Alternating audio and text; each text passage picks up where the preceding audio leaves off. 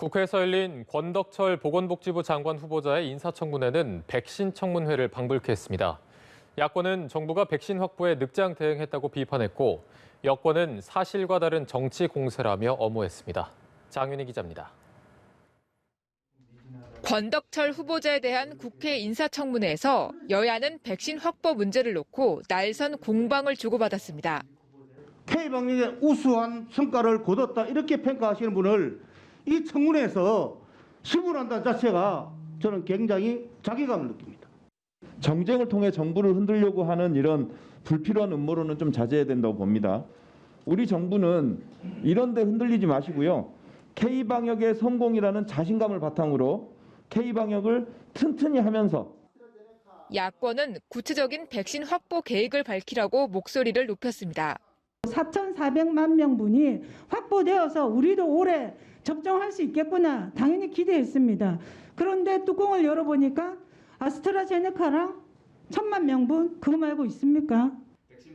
권 후보자는 4,400만 명이 맞을 수 있는 백신을 확보해 내년 2, 3월부터 접종을 시작할 계획이라고 강조했습니다.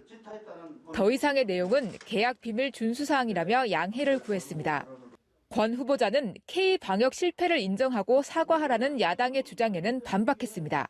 장관이 되시면 사과할 생각은 있으신지요? 정부가 그 백신을 구입하고 확보하는데 수월하지 않았다 이런 말씀을 드립니다. 민주당은 야당이 백신을 정쟁으로 몰고 간다고 거듭 비판했습니다. 국민의힘의 의원들께서 백신이 먼저라고 하는 이런 표어를 거셨는데요. 저는 그 방역과 백신을 지나치게 좀 정쟁의 소재로 삼지 않았으면 좋겠다. 다만 병상 부족 사태에는 여권에서도 반성해야 한다는 쓴소리가 나왔습니다. 권 후보자는 병상 확보를 위해 더욱 노력하겠다고 밝혔습니다. 의사 국가고시 재시험에 대해선 의료 공백이 발생하지 않도록 여론을 수렴해 추진해가겠다는 뜻을 밝혔습니다.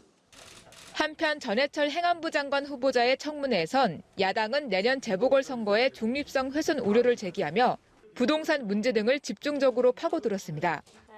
전 후보자는 엄격한 선거 중립을 지키겠다면서 매각한 아파트에 대해선 실거주 목적이었다고 해명했습니다.